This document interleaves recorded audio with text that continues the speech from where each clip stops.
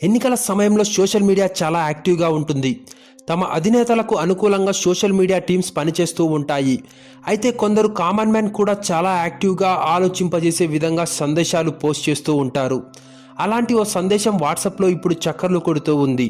అదేంటంటే, ఎడారిలో చిక్కుకొని దాహంతో అలమటించే నిస్సహాయ యాత్రికుడికి మురికి గుంట కనిపిస్తే చాలు, ప్రాణాలు కాపాడుకోవడానికి సంకోచం లేకుండా ఆ మురికి నీళ్లు తాగేస్తాడు. సర్వైవల్ కోసం జంతువులన్నీ ఆ పని చేస్తూనే వస్తున్నాయి. అందులో తెలివి ఉండదు. ఆ క్షణానికి బ్రతికితే చాలనే తపన ఉంటుంది.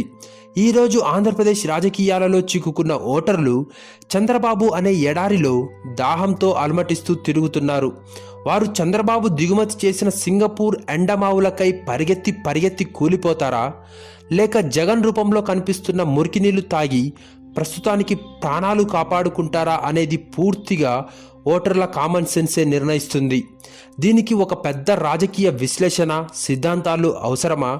విషయం ఇంత సరళంగా ఉంటే, ఆ ఎండమావులని నిజమని నమ్మించడం ఎంత నేరమో, ఆ మురికి గుంటను ఒయాసిస్ అని నమ్మబలకడం కూడా అంతే పెద్ద మోసం.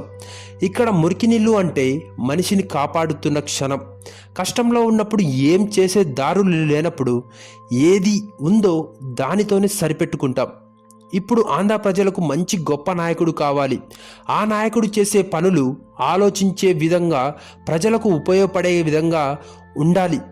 అప్పుడే మంచి గొప్ప పరిపాలన ఉంటుంది. ప్రజలకు అన్ని రకాలుగా ప్రభుత్వం సహకరించాలి.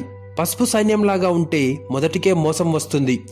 సో ఓట్ వేసే ముందు ఒక్కసారి 10 నిమిషాలు ఆలోచించండి.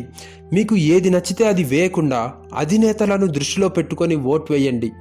జగన్ గారికి ఓటు వేయండి. ఒక్క ఛాన్స్ ఇచ్చి చూద్దాం పరిపాలన ఎలా చేస్తారో. ఏమంటారు? జగన్కి ఓట్ వేసి గెలిపిద్దాం మిత్రమా.